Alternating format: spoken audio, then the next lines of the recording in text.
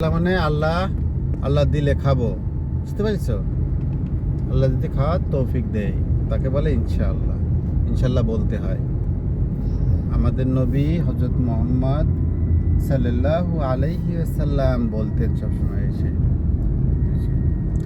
ইনশাআল্লাহ বললে আল্লাহ তোমার কাজটাকে আরো সহজ করে দেবে, আর তুমি ইনশাআল্লাহ না বললে সেই কাজে আল্লাহ বারাকা নষ্ট করে দেবে, বারাকা থাকবে না, শয়তান সেই কাজে অংশ নিয়ে নেবে, বুঝছো?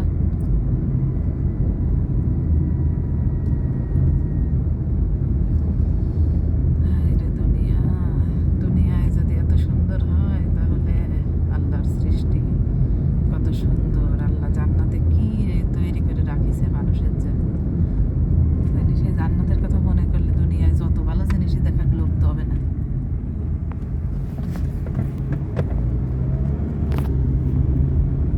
মনে হবে কিসের লোভ, তাই না? একটা জিনিস খেয়াল করেছো?